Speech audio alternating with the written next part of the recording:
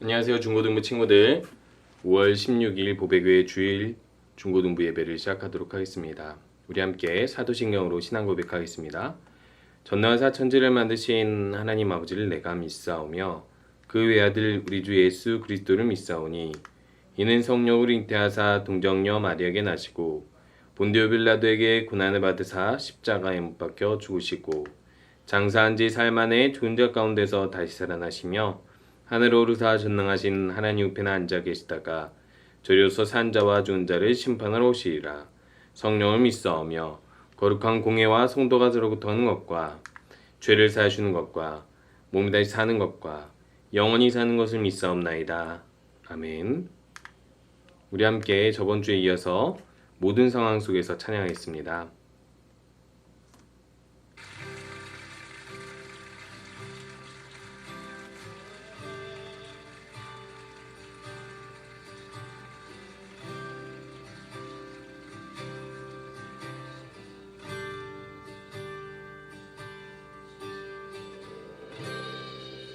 모든 상황 속에서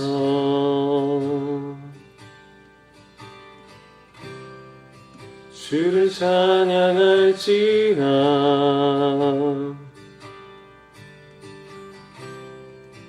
주는 너의 큰 상급 나 도움이시라.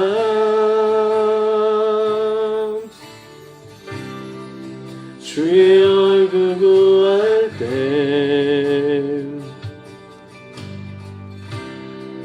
주의 영을 부으사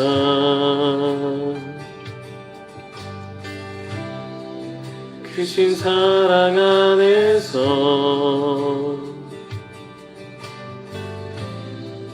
주를 보게 하소서.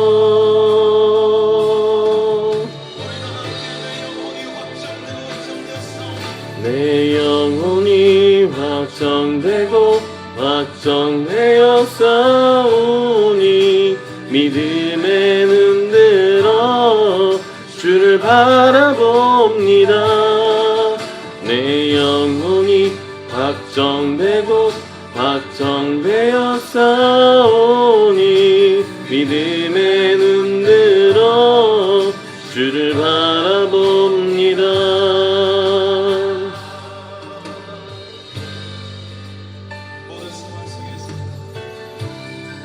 모든 상황 속에서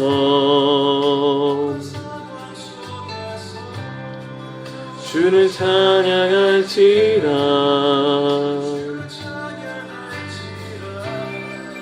주는 너의 큰 상급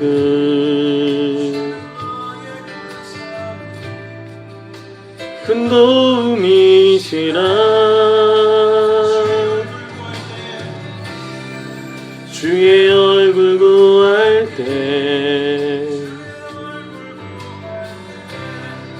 주의 영을 부으사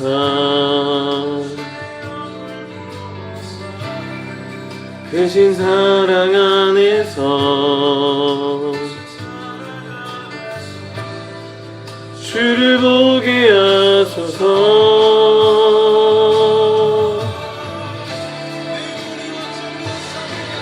내 영혼이 확정되어 싸우니 믿음에 눈들어 주를 바라봅니다. 내 영혼이 확정되어 싸우니 믿음에 눈들어 주를 바라봅니다. 영혼이 확정되어 싸우니 내 눈들어 주를 바라봅니다. 내 영혼이 확정되어 싸우니 믿음에 눈들어 주를 바라봅니다. 주를 찬양할 때 주의 나라 이미 났네. 주의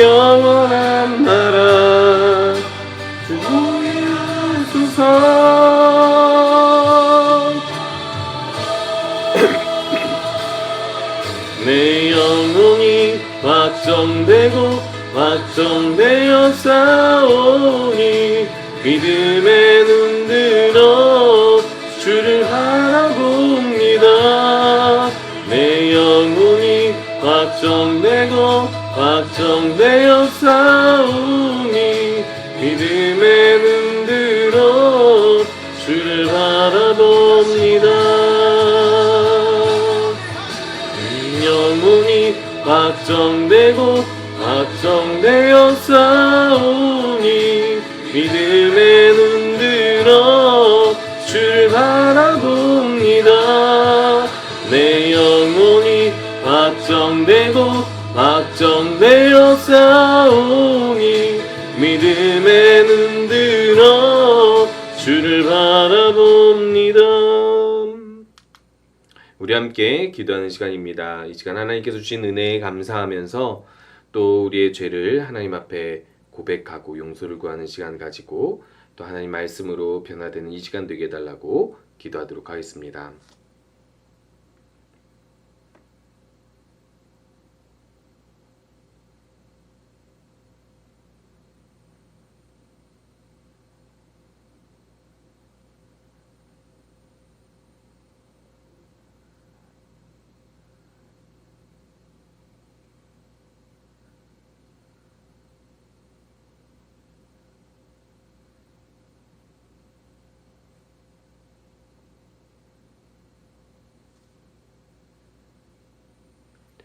예수님의 이름으로 기도합니다.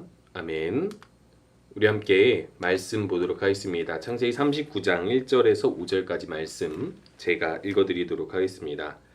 요셉이 이끌려 애굽에 내려가매 바로의 친히 대장 애굽 사람 보디발이 그를 그리로 데려간 이스마엘 사람의 손에서 요셉을 사니라.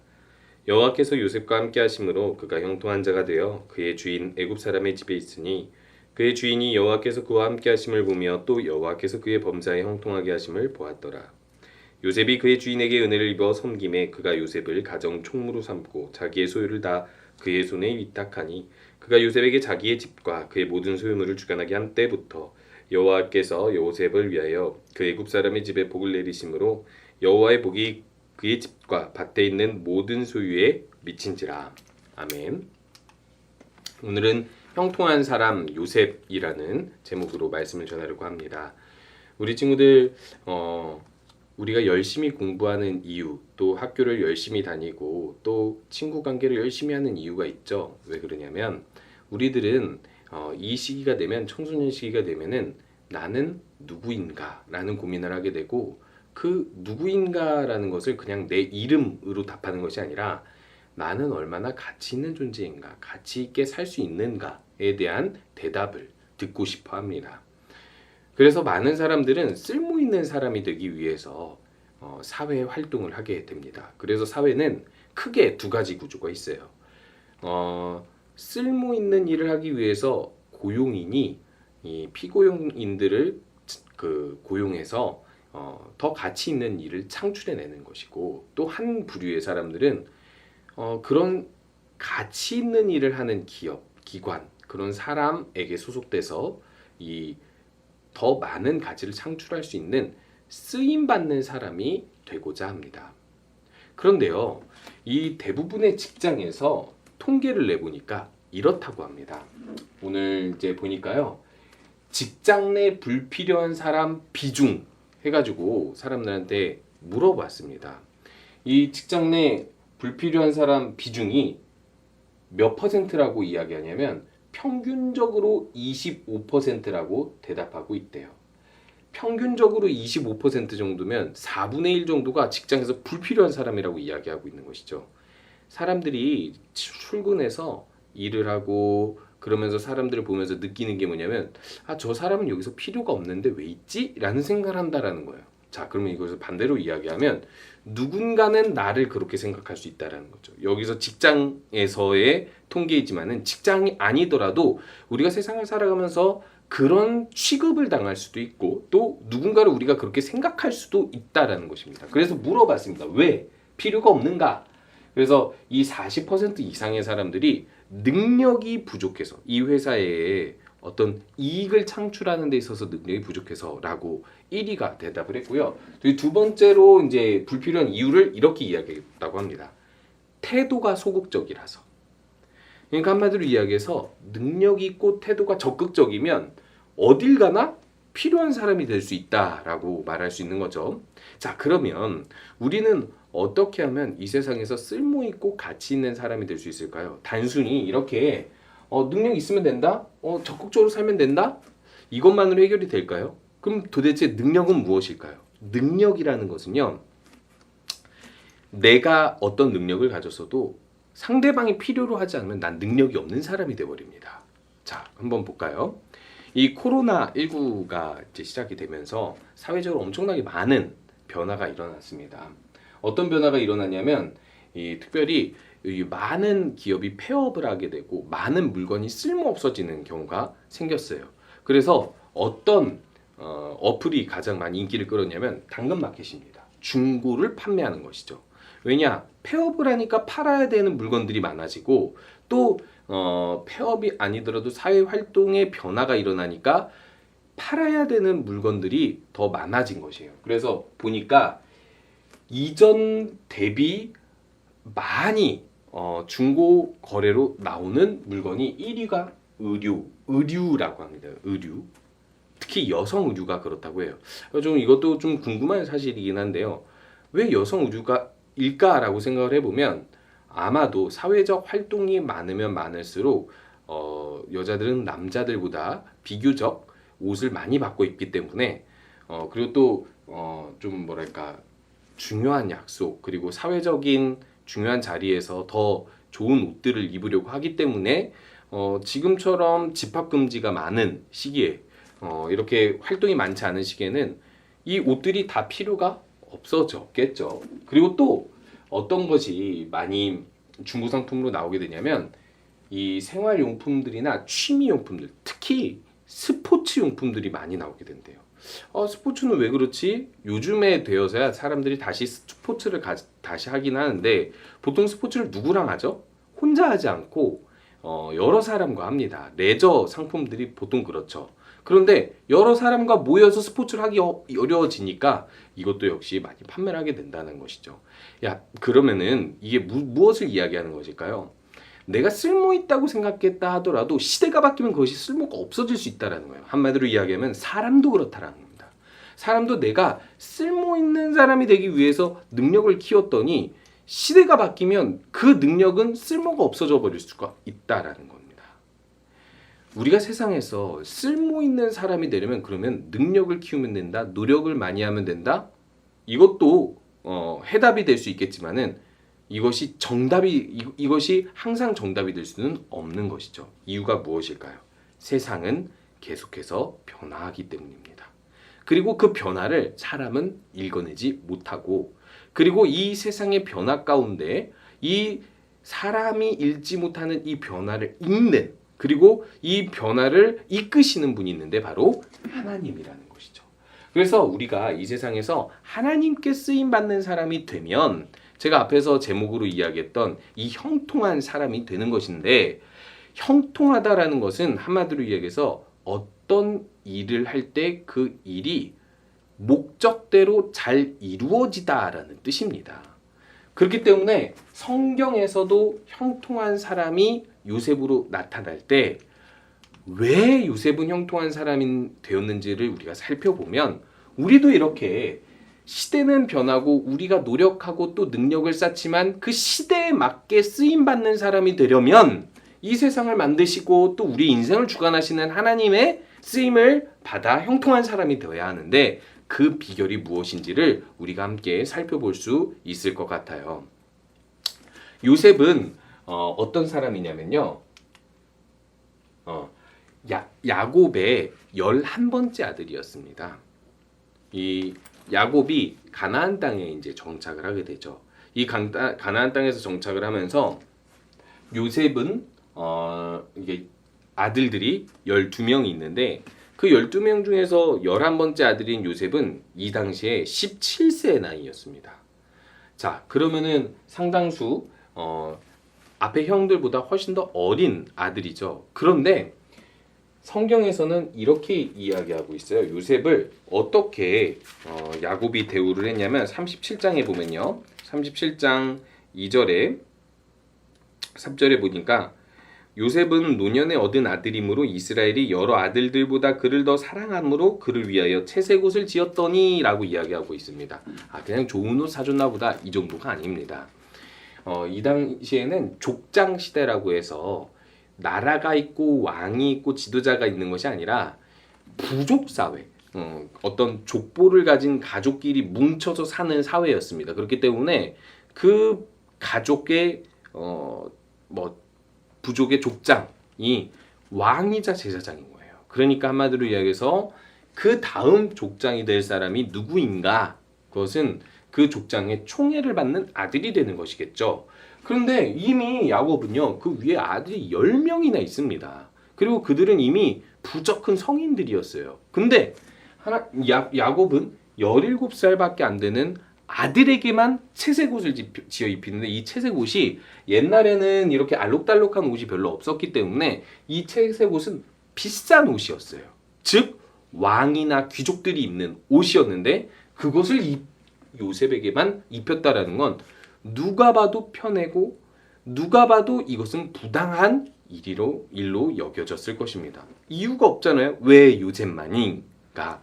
여기서 노년에 얻은 아들이라고 이야기하지만 그럼 노년에 얻은 10번째 아들, 12번째 아들은 요셉만큼 귀하지 않은가 생각해보면 우리는 좀 납득하기 좀 어렵습니다. 아마도 야곱은 라헬을 사랑했고 라헬의 부림 중에서 얻은 첫 번째 아들이었으며 거의 이제 인생의 끝자락에서 이제 그 라헬을 통해 아들을 얻었기 때문에 더 사랑했던 것 같습니다. 그런데요, 이 일로 인해서 무슨 일이 생기냐면 형들이 요셉을 당연히 편안하게 생각할 수 없게 되겠죠. 그런데 요셉의 성격이 또 형들에게 사랑받는 성격은 아니었어요. 요셉은 형들이 어떤 아버지의 일을 맡아 할 때 잘못이 있으면 그 잘못을 아버지에게 말하는 어떻게 보면 융통성이 부족하고 지혜로움이 부족한 사람이었습니다. 아마 어렸기 때문에 그랬을 수도 있겠죠. 그런데 아무리 그래도 보통 이 나이대쯤이면 이것을 말해야 되는지 말하지 말아야 되는지를 알 텐데 형들의 잘못을 덮어주기보다는 아버지한테 말하려고 했고 사실 그것이 옳고 그름을 따지기는 어렵습니다. 아버지에게는 정직한 거지만 형제들에게는 너그럽지 못한 것이니까 이것이 요셉이 잘했다 잘못했다 라고 말하기는 어렵지만 성경은 뭘 이야기하냐면 이로 인해서 요셉의 형들이 요셉을 미워하게 됐다라고 이야기해요. 그게 정당하다라는 말은 아니고 그런 일들이 또 생기게 됩니다. 요셉이 어느 날 꿈을 꾸게 되는데 여러 볕단들이 있는데 자기가 지은 볕단에게 여러 다른 요셉의 형들이 지은 볕단들이 절을 하게 된다는 거예요.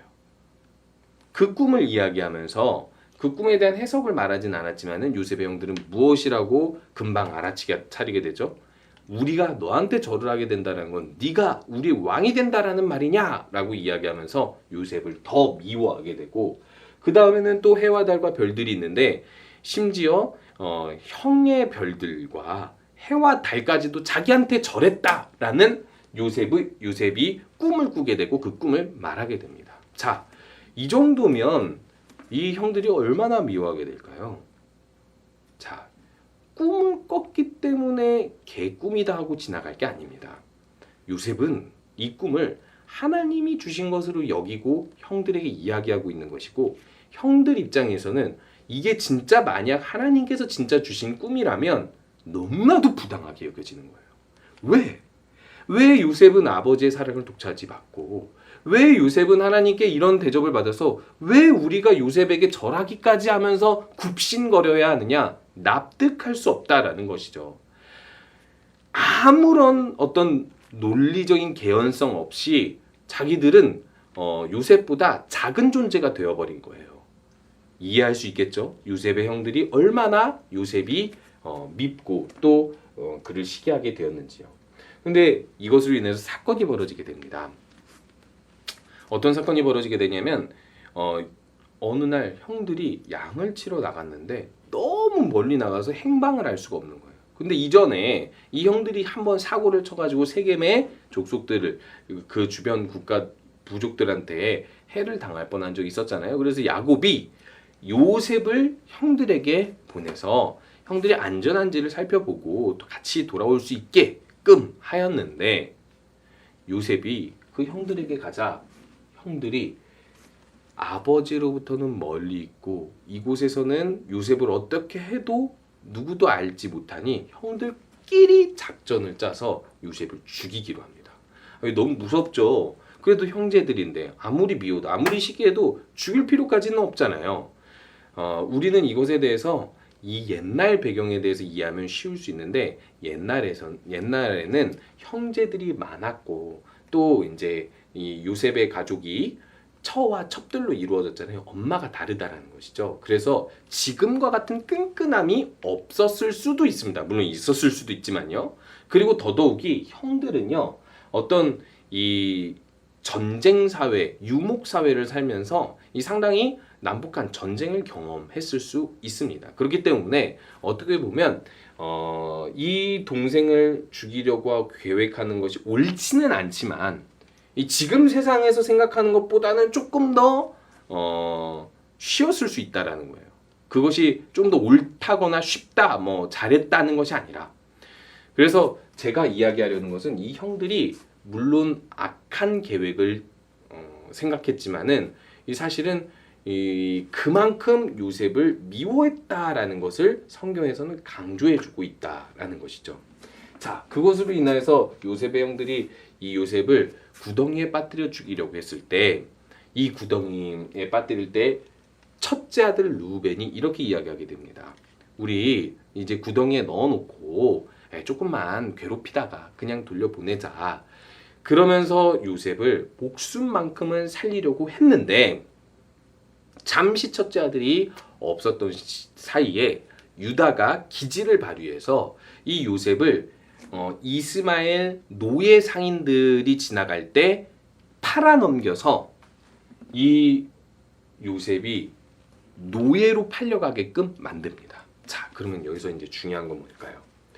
요셉은 하나님께 꿈을 받은 사람이고 야곱의 사랑을 받은 사람이며 채색 옷을 입으면서 이 많은 좋은 것들을 누렸었던 사람이에요. 그런데 이 요셉이 그럼에도 불구하고 이렇게 애굽의 노예로 팔려가게 되면서 형들에게 죽임을 당할 뻔하다가 애굽으로 노예 팔려가게 되면서 요셉은 무슨 생각을 했을까요?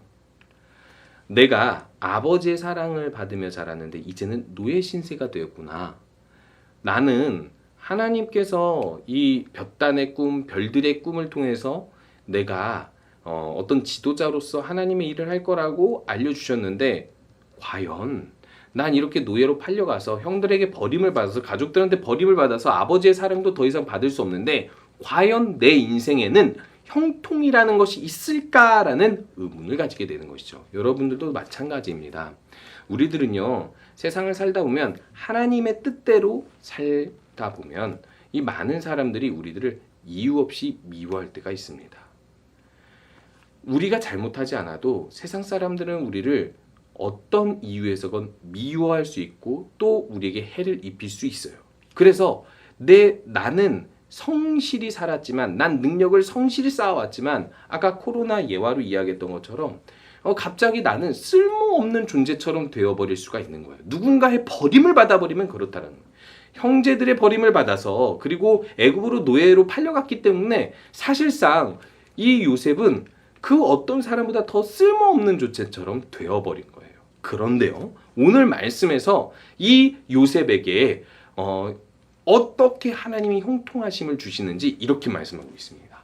여호와께서 요셉과 함께 하심으로 그가 형통한 자가 되어 그의 주인 애굽 사람의 집에 있으니라고 얘기합니다. 보디발 애굽 사람 경호대장, 그러니까 애굽의 바로왕의 경호대장이라는 아주 높은 신분을 가진 보디발의 집에 가게 되는데 높은 신분의 사람이니까 그 집은 크고 밭도 크고 아마 노예들도 몇십 명 혹은 몇백 명도 있었을 거라고 보여집니다. 근데 그곳에서 하나님이 요셉과 함께 하심으로 형통한 자가 되어서 그곳에 있다라고 얘기해요. 형통한 자가 된다는 게 무엇이에요? 요셉에게 맡겨진 일인데 그 모든 이 맡겨진 일들이 잘 풀려나간다라는 거예요. 그래서 하나님께서 함께 하심으로 인해서 무슨 일을 했는지 모르겠지만 노예로서 한 일이 너무 잘 되니까 이것으로 인해서 요셉이 어떤 대우를 받게 되냐면 그 주인이 여호와께서 그와 함께 하심을 보며 여호와께서 그의 범사에 형통하게 하심을 보았더라라고 이야기하고 있어요. 요셉이 형통한 사람이 되는 이유는 단 한 가지라는 거예요. 아버지의 사랑 때문도 아닙니다. 형들의 사랑을 받아서도 아닙니다. 어떤 능력을 키워서도 아니고 어떤 꿈을 꾸었기 때문도 아닙니다. 딱 하나예요. 아버지도 없고 형들에게 버림받고 노예로 팔려가도 그래서 그 누구보다도 비참하고 쓸모없는 사람처럼 된다 할지라도 하나님이 함께 하시면 형통한 자가 된다는 거예요. 아유, 노예로 팔려가서 노예 생활을 하는데 거기서 형통한 자가 돼봤자 뭐합니까? 우리들은 이렇게 생각할 수도 있겠죠. 하지만 잘 알아둬야 할 것은요. 우리가 그 어떤 밑바닥 인생을 산다 할지라도 그 밑바닥에서 형통한 사람이 되면 그 위로 올라가게 되어 있고 또 그 위로 올라가게 되면서 이 사람이 형통한 사람이다라는 소문이 나면 모든 사람들이 우리를 형통한 사람을 보고 형통한 사람으로서 가장 쓸모있는 사람으로 인정해 주게 된다라는 거예요. 그래서 여러분 우리가 기억해야 할 사실이 있습니다. 세상이 우리를 미워하고 또 우리를 쓸모없는 존재처럼 여길지라도 우리가 하나님과 함께하는 삶을 살아간다면 분명히 형통한 자로 하나님께서 만들어 주실 것이고 세상은 그것을 보고 우리를 쓰게 될 것이라는 거예요. 그래서 결국 요셉을 가정 총무로 삼고 자기의 소유를 다 그 손에 위탁하니 하나님께서 무슨 일을 하시냐면 요셉을 위하여 그 애굽 사람의 집에 복을 내리셔서 그 집과 밭에 있는 모든 소유에 복이 미쳤다라고 이야기하고 있습니다. 이게 무슨 뜻이냐면요. 이 요셉이 많은 그 보디발의 집에서 최고 집사가 돼서 사람들을 거느리게 됐다라는 거예요. 총무가 됐다라는 거죠. 그러니까 주인 그 다음 단계의 계급을 가졌다라는 거예요. 하나님께서 요셉을 이렇게 만든 이유가 하나님과 함께 하였기 때문에 그게 될 수 있다라는 것이고 결국 그것을 통해서 여호와께서 더 복을 주시는데 요셉을 위해서 요셉에 관리하는 모든 그 집안일, 밭과 집 모든 것이 더 부유해지고 일이 잘 되어지는 것으로 인하여서 요셉을 보디발이 인정하게 해줬다라는 거예요. 여러분, 세상에서 우리가 쓸모 있는 사람으로 살려면 세상 사람들에게 인정받기 위해서 우리가 어떤 노력을 해야 되는 것이 아니라 이 세상을 운영하시는 하나님과 함께하는 삶을 살면 됩니다. 하나님의 목적에 따라 하나님의 말씀을 따라 그리고 또 하나님을 위하여 사는 하나님과 함께하는 사람들에게는 반드시 하나님께서 이 요셉처럼 모든 사람들에게 인정받는 형통한 자로 만들어 주실 것이라는 거예요. 그래서 세상에서 그 어떤 억울한 일, 어려운 일들을 경험하여도 우리가 집중해야 될 건 무엇이죠? 하나님과 함께 해야 되는 거예요. 그럼 반대로 이야기해 볼까요? 세상에서 우리가 어떤 좋은 일들을 경험하고 모든 일들이 술술 잘 풀려 잘 되어가도 여러분 하나님께서 우리를 형통한 자로 만드시지 않고 우리와 함께 하면서 살아가지 못한다면 우리들은요 이런 요셉처럼 형통한 자로서 세상에서 쓰임받을 수 없을 것입니다. 왜냐하면 불신자와 신자가 함께 있는 이 모든 세상의 주인은 하나님이고 우리 인생의 주관자도 하나님이기 때문입니다. 그렇기 때문에 더욱더 하나님과 함께하여 형통한 자의 삶을 사는 우리 모든 친구들 되시기 바랍니다. 우리 늙음실에서 10시 40분에 중고등부 예배가 진행되고요. 유튜브로 그 시간에 함께 예배하였으면 좋겠습니다. 우리 함께 주기도문으로 예배 마치도록 하겠습니다. 하늘에 계신 우리 아버지여 이름이 거룩히 여김을 받으시오며 나라가 임하시오며 뜻이 하늘에서 이루어진 것 같이 땅에서도 이루어지리이다. 오늘 우리에게 일용할 양식을 주시옵고 우리가 우리에게 죄 지은 자를 사하여 준 것 같이 우리 죄를 사하여 주시옵고 우리를 시험에 들게 하지 마시옵고 다만 악에서 구하시옵소서. 나라와 권세와 영광이 아버지께 영원히 있사옵나이다. 아멘. 한 주간도 하나님과 함께함으로 형통한 삶을 맛보고 또 그렇게 사시는 우리 모든 친구들 되시기 바랍니다.